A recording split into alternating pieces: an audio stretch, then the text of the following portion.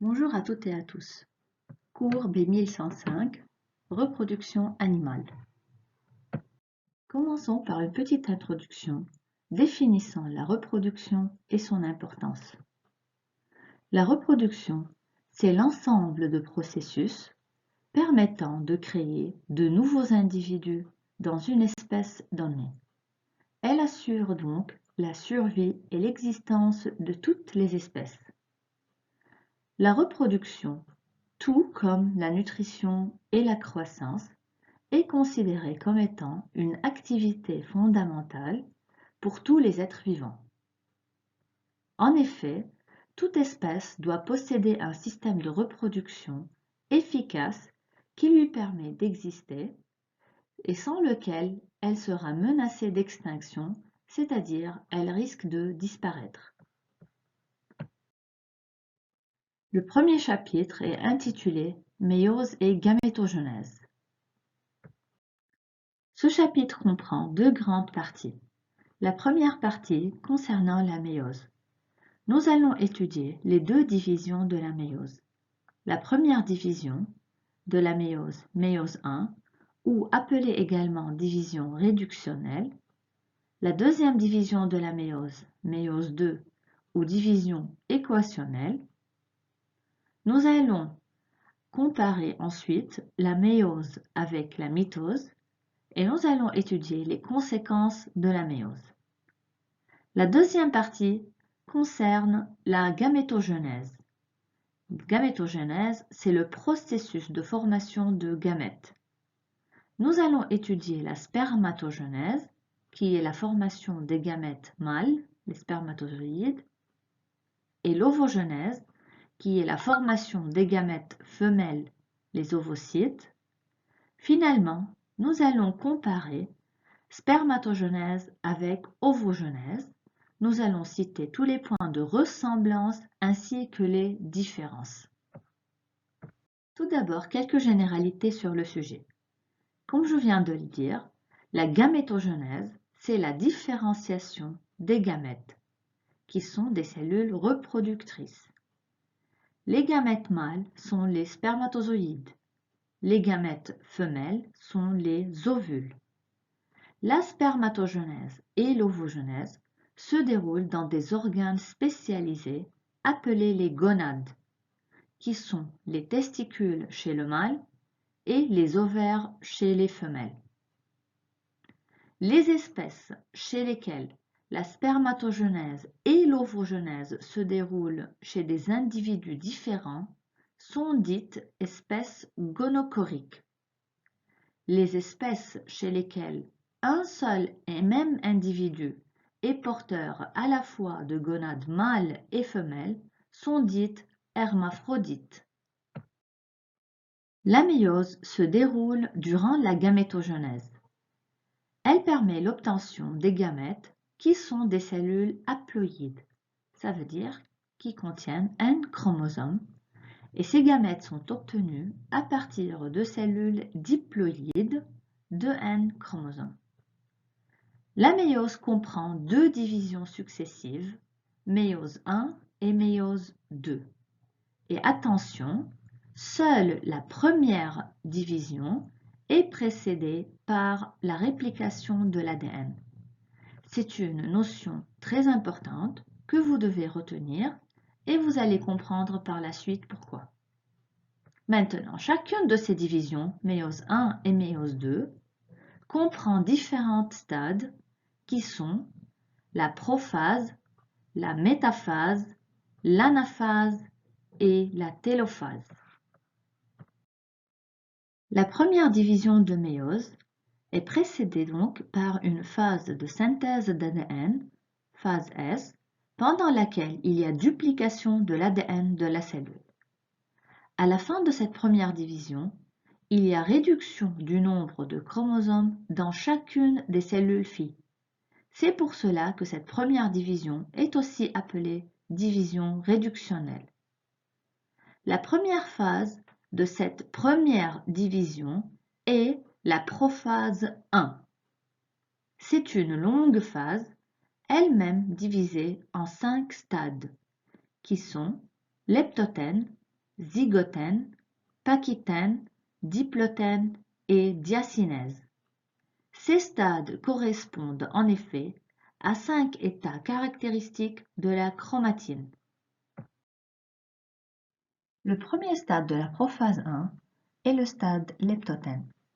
Le mot leptotène vient de leptos qui signifie mince. Durant ce stade, la chromatine commence à se condenser en chromosomes, comme on peut le voir sur cette figure.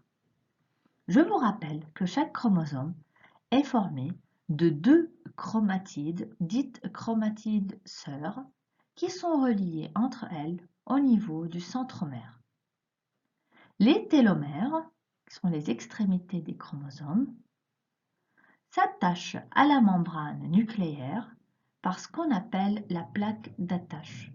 Vous pouvez le voir ici, donc, les extrémités des chromosomes au niveau des télomères sont attachées à la membrane nucléaire représentée ici en bleu.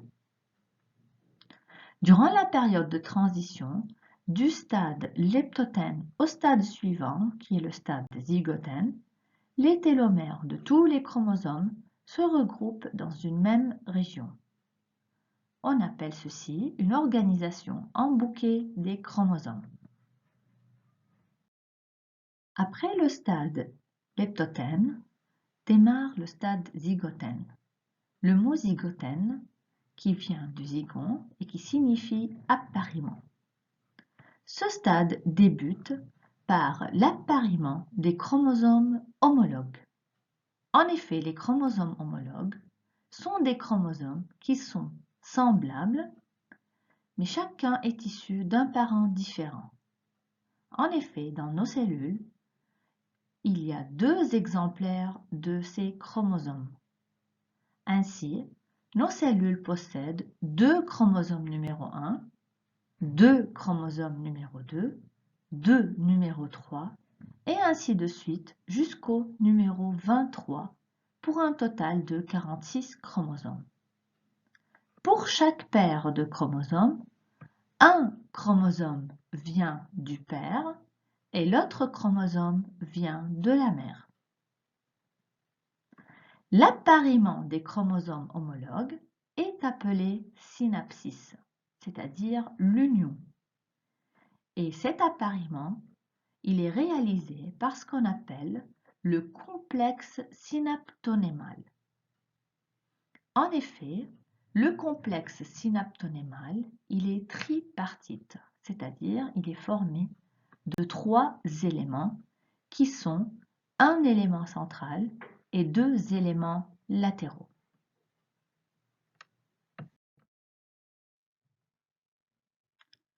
Sur la figure ici, nous pouvons voir l'appariement de 2 chromosomes homologues. Le premier chromosome, représenté en bleu, formé de 2 chromatides sœurs, reliées entre elles au niveau du centromère. Le deuxième chromosome, représenté en rouge, formé également par 2 chromatides sœurs. Ces 2 chromosomes homologues se sont appariés, donc cet appariement est réalisé par la formation du complexe synaptonémal. Sur la figure suivante, on peut également voir donc les 2 chromosomes homologues, le premier en bleu avec les 2 chromatides sœurs, le deuxième chromosome représenté en rouge formé par 2 chromatides sœurs. Les 2 chromosomes, comme on le voit ici, sont appariés. Donc, il y a formation de synapsis ou complexe synaptonémal. En agrandissant, on peut voir les 3 éléments constituant le complexe synaptonémal. Il y a un élément central et 2 éléments latéraux. La synapsis, donc l'union entre ces 2 chromosomes homologues, commence au niveau des télomères, qui sont l'extrémité des chromosomes, et converge vers le centromère. telle une fermeture éclair. L'ensemble de deux chromosomes homologues est appelé tétrade, tétrade puisqu'il est formé par 4 chromatides, mais il est également appelé bivalent puisqu'il est formé par 2 chromosomes. La synapsis de tous les chromosomes va marquer la fin de ce stade zygotène. Après le stade zygotène, démarre le stade pachystène. Pachystène provenant du mot pachus qui signifie épais. En effet, durant ce stade, la chromatine est épaisse. Maintenant, à différents intervalles ou différents endroits du complexe synaptonémal, nous allons voir apparaître ce qu'on appelle des nodules de recombinaison. En effet, ce sont des endroits où il va y avoir des enjambements permettant des échanges entre chromatides non sœurs. Ces échanges se déroulent lors des crossing over et il va y avoir un brassage intrachromosomique. Intra parce qu'il se déroule à l'intérieur, dedans des chromosomes. Ces échanges vont générer des points d'appariement appelés les chiasmas. Donc si on revient à cette figure, elle va nous permettre d'expliquer ce que je viens de dire. Donc voici les deux chromosomes homologues appareillés par le complexe synaptonémal. Et à certains endroits de ce complexe, comme par exemple ici et ici, il y a enjambement entre deux chromatides non sœurs. La chromatide représentée ici en bleu et une autre chromatide représentée en rouge. Au niveau de ces enjambements, il va y avoir des échanges entre ces deux chromatides non sœurs lors du crossing over. Et ça va permettre donc le brassage qu'on a appelé brassage intrachromosomique. Les points où s'est déroulé l'échange sont appelés chiasmas. Après le stade pachystène vient le stade diplotène, qui vient du mot diplos et qui signifie double. Durant ce stade, il va y avoir dissociation du complexe synaptonémal, donc les chromosomes homologues vont se séparer, c'est ce qu'on appelle le désynapsis, comme on le voit sur la figure, mais ils vont rester attachés en plusieurs points qui sont les chiasmas. Cette étape de la prophase 1 est très longue et elle peut durer plusieurs années chez l'ovocyte. En effet, au cours de ce stade, l'ovocyte 1 va augmenter de volume et la décondensation des chromosomes va permettre la synthèse d'ARN messager et d'ARN ribosomique qui seront stockés dans le cytoplasme et vont servir de réserve pour le futur zygote lors des premières étapes du développement embryonnaire, plus spécifiquement lors des premières divisions de segmentation. Le dernier stade de la prophase 1 est le stade diacinèse. Pendant ce stade, il y a condensation de la chromatine et détachement des télomères de l'enveloppe nucléaire. Donc, comme vous pouvez le voir ici sur cette figure, tous les télomères des chromosomes sont détachés de l'enveloppe nucléaire. Et si on agrandit, on peut voir clairement les deux chromosomes homologues formés chacun par deux chromatides sœurs. Il y a eu donc désynapsis, donc disparition du complexe synaptonémal à partir du stade précédent. Et on peut voir clairement que les deux chromosomes homologues sont encore attachés uniquement au niveau des chiasmas. Pendant la diacinèse, les chiasmas vont glisser vers les télomères, donc ils vont s'éloigner du centromère, et ces chiasmas vont glisser vers les télomères. À la fin de ce stade, il va y avoir également disparition de l'enveloppe nucléaire. Sur cette figure, nous pouvons visualiser les 5 stades de la prophase 1 avec les étapes caractéristiques de chaque stade. Donc, on peut voir qu'il y a condensation de la chromatine lors du stade leptotène, appariement des chromosomes homologues lors du stade zygotène, crossing over au sein du complexe synaptonémal durant le stade pachystène, dissociation du complexe synaptonémal durant le stade diplotène, et les chromosomes homologues restent quand même attachés au niveau des chiasmas. À la fin, pendant la diacinèse, on observe le glissement des chiasmas vers les télomères et le détachement des télomères de l'enveloppe nucléaire. Sur la figure suivante, on peut voir comment se fait l'assemblage et la dissociation du complexe synaptonémal. 2 chromosomes homologues sont schématisés sur cette figure. Un d'origine paternelle, formé de 2 chromatides, ce sont les 2 chromatides sœurs 1 et 2, et l'autre chromosome d'origine maternelle, formé également par 2 autres chromatides sœurs 3 et 4.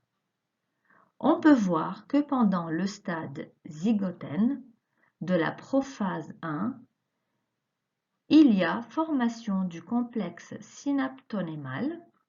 Donc voici le stade zygotène et on peut voir qu'il y a formation du complexe synaptonémal qui est tripartite, comme on le voit, formé par une région centrale et par les 2 éléments latéraux. L'ensemble s'appelle tétrade, puis comme il est formé de 4 chromatides, chromatides 1, 2, 3 et 4, mais également appelé bivalent, puisqu'il est formé de 2 chromosomes. Pendant le stade pachystène, il y a échange entre les chromatides non sœurs lors du crossing over. La dissociation du complexe synaptonémal, on peut l'observer durant le stade diplotène, suivi par la diacinèse. La première division de la méiose se poursuit. Après la prophase 1, commence la métaphase 1. Cette phase est marquée par l'attachement des microtubules aux kinétochores fusionnés au centromère des chromosomes homologues. Les paires de chromosomes homologues vont s'aligner dans la plaque équatoriale. Pour chaque bivalent, les centromères se placent de part et d'autre du plan équatorial et leur orientation se fait d'une façon aléatoire vers chaque pôle de la cellule. Après la métaphase 1, vient l'anaphase 1. Pendant cette phase, il y a séparation des chromosomes, chacun va migrer vers un pôle opposé de la cellule. En effet, l'orientation aléatoire durant la métaphase 1 permet la ségrégation indépendante des chromosomes homologues. On parle de brassage interchromosomique parce que cette fois-ci, il se fait entre les chromosomes. Et quand je parle d'orientation aléatoire des chromosomes, pendant la métaphase 1, en effet, je veux dire que l'emplacement des chromosomes au niveau de la plaque équatoriale, dirigés chacun vers un pôle différent de la cellule, se fait par hasard et non pas d'une façon déterminée. Donc, les chromosomes qui se sont placés par hasard au niveau de la plaque équatoriale, quand ils vont se séparer durant l'anaphase 1, ils vont se diriger chacun vers un pôle différent de la cellule et cette distribution n'est pas déterminée à l'avance. Donc l'anaphase 1 débute par la dissociation des chiasmas. Si vous vous rappelez, les chiasmas reliaient jusque-là toujours les extrémités des chromosomes homologues.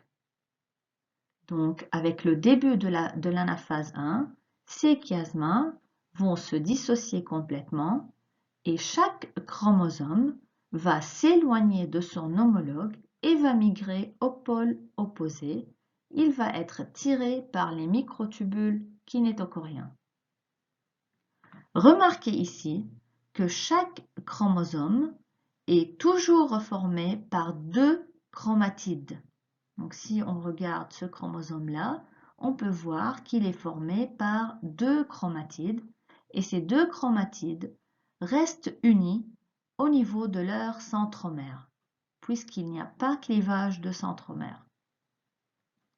Mais ces chromatides ne sont plus toutes identiques aux copies initiales d'origine maternelle et paternelle, puisqu'il y a eu crossing over et il y a eu échange entre deux chromatides non sœurs.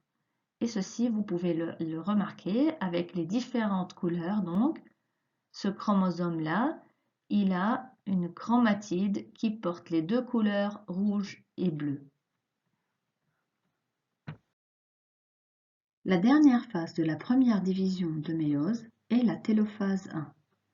Cette phase est marquée par la reconstitution de l'enveloppe nucléaire autour des chromosomes réunis à chaque pôle de la cellule.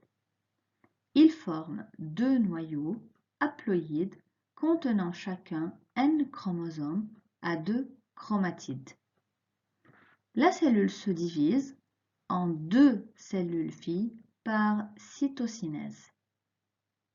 Donc à la fin de cette première division de méiose, nous allons obtenir deux cellules filles haploïdes provenant d'une cellule initiale diploïde. Alors le nombre de chromosomes a été donc réduit et c'est pour cette raison que cette première division est aussi appelée division réductionnelle. Finalement, cette figure récapitule les différentes phases de la méiose 1, la prophase 1, métaphase 1, anaphase 1 et télophase 1 que nous venons d'expliquer.